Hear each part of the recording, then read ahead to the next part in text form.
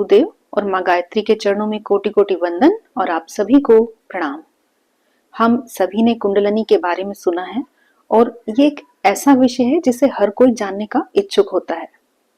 कुंडलिनी की प्रकृति कुछ ऐसी होती है कि जब ये शांत होती है तो इसके होने का पता भी नहीं चलता, लेकिन जब ये एक्टिव हो जाती है तब पता चलता है कि हमारे अंदर कितनी ऊर्जा है। इसी कारण कुंडलिनी को सर्प के रूप में चित्रित किया जाता है, क्योंकि कुंडलिनी मार कर बैठा हुआ सांप यदि हिले डुले नहीं तो उसे देखना मुश्किल होता है।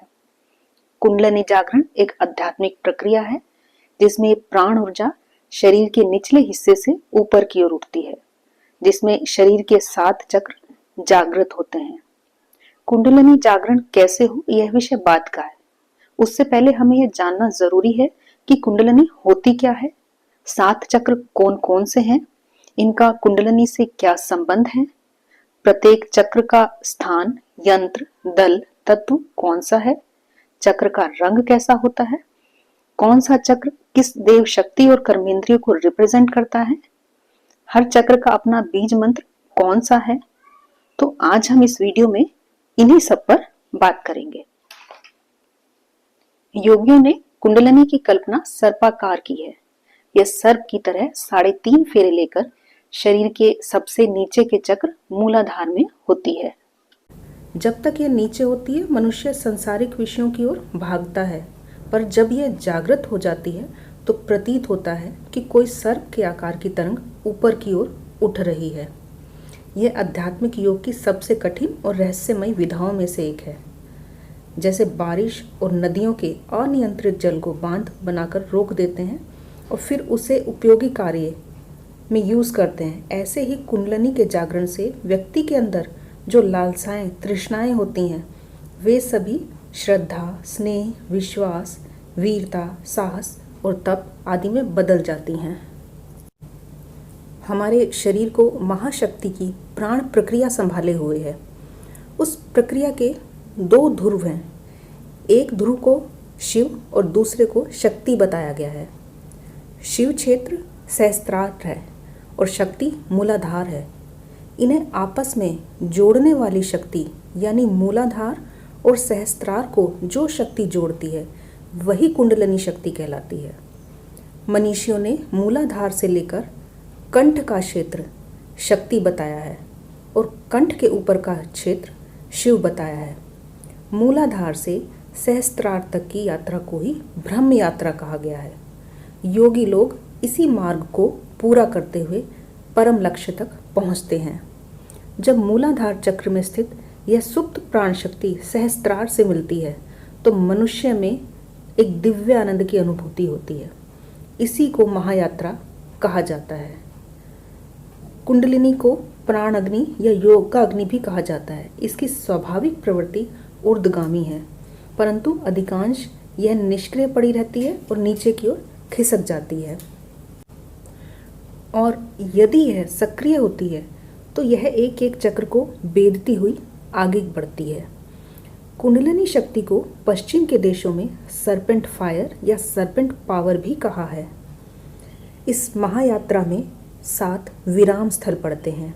जैसे कोई लंबी यात्रा करते हैं तो बीच में आराम की आवश्यकता पड़ती है, ऐसे ही मूलाधार से सहस्त्रार तक की यात्रा करने पर कुंडलिनी के मार्ग में जो विराम स्थल पड़ते हैं उन्हें चक्र कहा जाता है।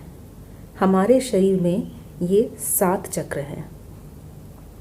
हमारे स्पाइन में अनेकों नाड़ियां हैं और अलग अलग अपना अपना काम करती हैं।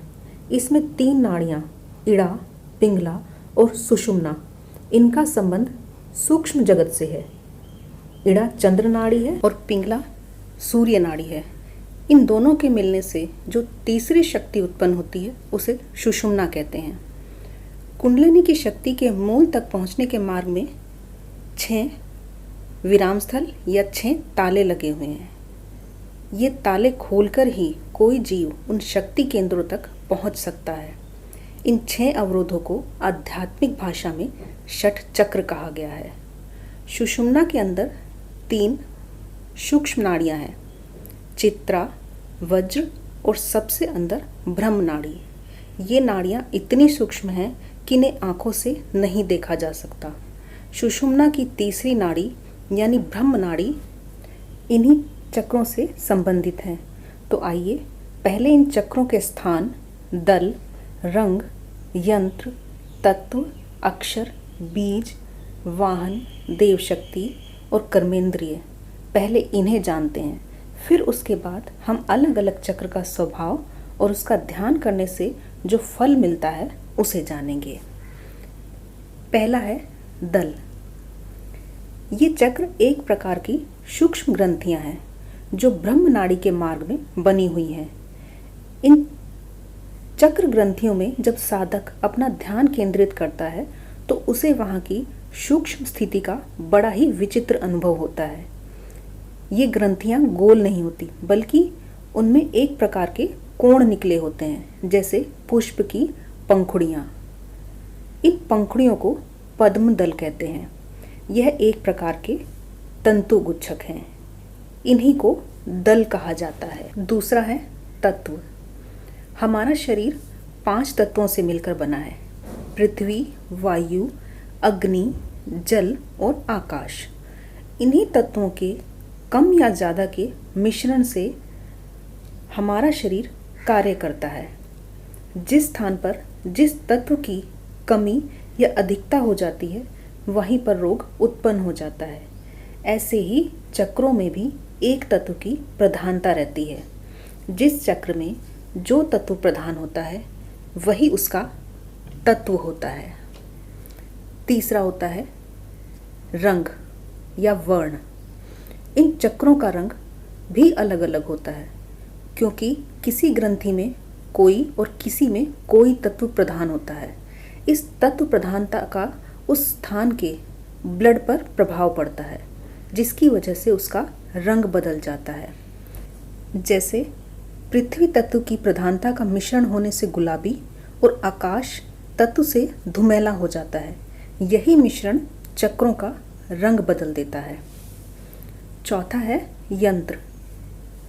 इन चक्रों का आकार भी अलग अलग होता है। इसे कुछ ऐसे समझिए जैसे नदी बह रही है, उसके कुछ स्थानों में भंवर पड़ जाते हैं।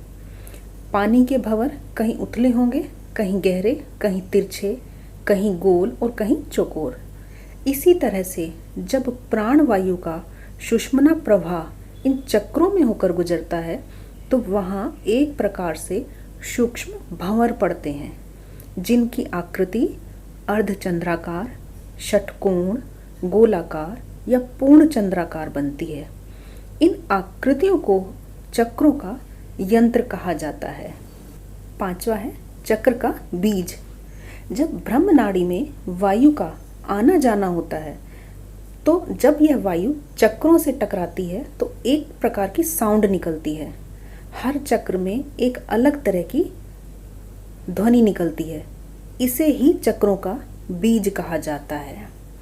छठा है वाहन। जब ब्रह्म नाड़ी से वायु का आवागमन होता है तो वायु की चाल में अंतर होता है। जैसे वात, कफ, पित्त की नाड़ी सांप या कबूतर आदि की चाल से चलती है। उसी चाल को पहचान कर वैद्य लोग अपना अपना कार्य करते हैं। यह चाल किसी चक्र में हाथी की तरह बहुत धीमी, मगरमच्छ की तरह डुबकी मारने वाली या फिर हिरण की तरह छलांग लगाने वाली हो सकती है। उस वायु की चाल को ही चक्रों का वाहन कहा गया है। सातवां है इन चक्रों के देवी देवता क्या हैं। इन चक्रों में अलग अलग दैवी शक्तियाँ सन्निहित हैं। उत्पादन, पोषण, संहार, ज्ञान, समृद्धि, बल आदि शक्तियों को देवता विशेषों की शक्ति माना गया है, अथवा यूँ कहिए कि ये शक्तियाँ ही देवता हैं। प्रत्येक चक्र में एक पुरुष वर्ग की उष्णवीर्य और एक स्त्री वर्ग की शीतवीर्य शक्ति रहती है, क्योंकि धन और ऋण, अग्नि और सोम दोनों तत्वों के मिले बिना गति और जीव का प्रवाह उत्पन्न नहीं होता।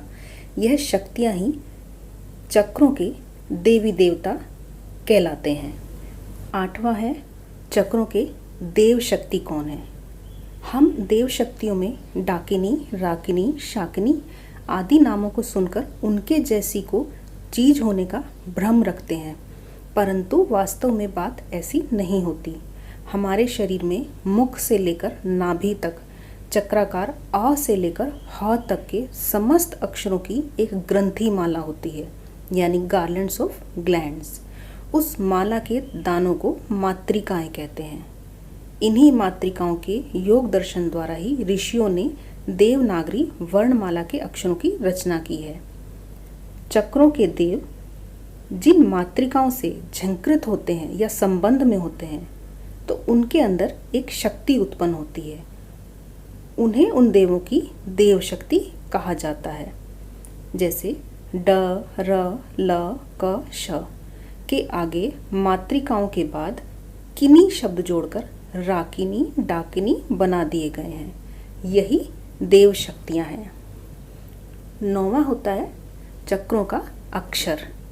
जब चक्रों में प्राण वायु का आवागमन होता है तो उसका मार्ग उस ग्रंथि के अनुसार कुछ टेढ़ा मेढ़ा हो जाता है और वहाँ पर कुछ आकृति बन जाती है।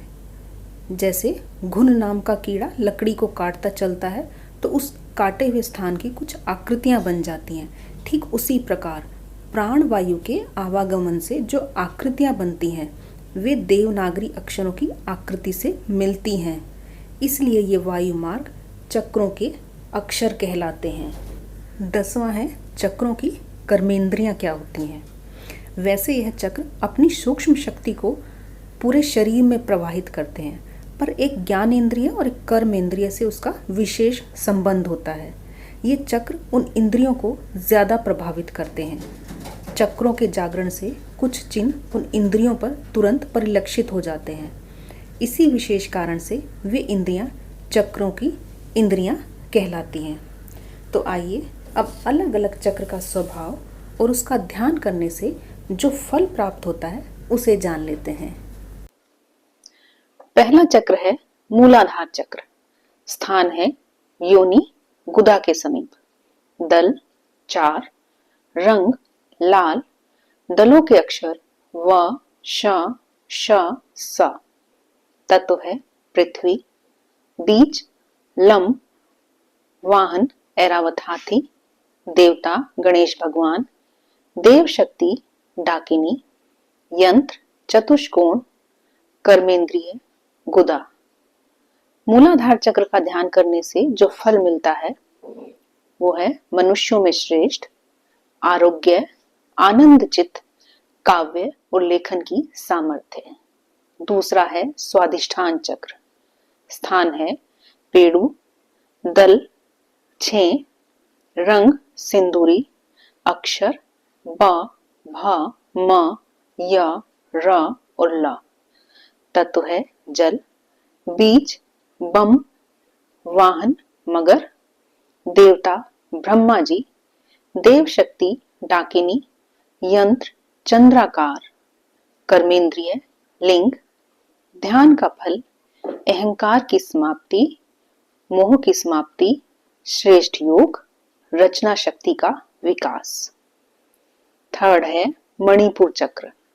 स्थान है नाभि, दल 10, रंग नीला, दलों के अक्षर ड, ढ, अण, त, थ, द, ध, न, प और फ। तत्व अग्नि। बीज रम, वाहन मेढ़ा, देवता भगवान विष्णु, देव शक्ति शाकिनी, यंत्र त्रिकोण, कर्मेंद्रिय चरण, ध्यान का फल पालन की सामर्थ्य और वचन सिद्धि। चौथा है अनाहत चक्र। स्थान हृदय, दल 12, रंग अरुणी, अक्षर क, ख, ग, घ, ड, च, छ, ज, झ, ट और ठ। तत्व वायु। बीज यम, देवता भगवान शिव, देव शक्ति काकिनी, यंत्र षटकोण, कर्मेंद्रिय हाथ, फल सामित्व, योग सिद्धि, ज्ञान जागृति, इंद्रिय जय और पर काया में प्रवेश। पांचवा है विशुद्धि चक्र। स्थान कंठ, दल 16, रंग धूम्र, अक्षर अ से लेकर अह तक, वाहन हाथी, बीज हम, देवता पंचमुखी सदाशिव, देव शक्ति शाकिनी, यंत्र गोलाकार, कर्मेंद्रिय पैर, ध्यान का फल चित्त की शांति, दीर्घ जीवन और तेजस्विता।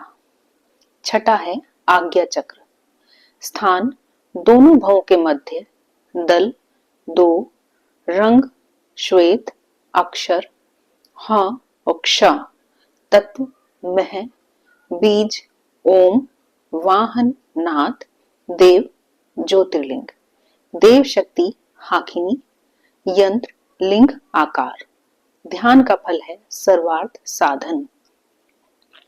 वैसे तो षटकर्मों में ये 6 चक्र ही आते हैं, लेकिन सहस्त्रार या सहस्त्र दल कमल को शून्य चक्र मान लेते हैं। शून्य चक्र का स्थान है मस्तक, दल सहस्त्र, अक्षर अ से क्ष की पुनरावृत्ति, बीज विसर्ग, वाहन बिंदु, देव पर ब्रह्मा, देव शक्ति महाशक्ति, यंत्र पूर्ण चंद्रावत, ध्यान का फल भक्ति, अमरता, समाधि, समस्त रिद्धि सिद्धि का मिलना। तो यह था सभी चक्रों का परिचय। कुंडलिनी शक्ति का स्रोत है। इसमें बीज रूप में इतनी रहस्यमय शक्तियां समाहित हैं कि हम कल्पना भी नहीं कर सकते। वास्तव में कुंडलिनी शक्ति प्राण ऊर्जा का वह अंश है जो व्यक्ति की अपनी ही सत्ता में विद्यमान होता है। यह सक्रिय भी रह सकता है और निष्क्रिय भी। यह ऊर्जा जिस अंश तक जागृत रहती है, मनुष्य उतना ही तेजस्वी और जागृत रहेगा। परंतु ध्यान देने वाली बात यह है कि कुंडलिनी को हमेशा किसी की गाइडेंस में ही जागृत करने का प्रयास करना चाहिए। तो आज इस वीडियो में इतना ही। नेक्स्ट वीडियो में हम कुंडलिनी जागरण के बारे में बात करेंगे। तो यदि आपने अभी तक चैनल सब्सक्राइब नहीं किया है तो सब्सक्राइब कर लें और बेल आइकन जरूर दबाएं ताकि आने वाली वीडियो की नोटिफिकेशन आपको मिलती रहे। आप सभी का धन्यवाद।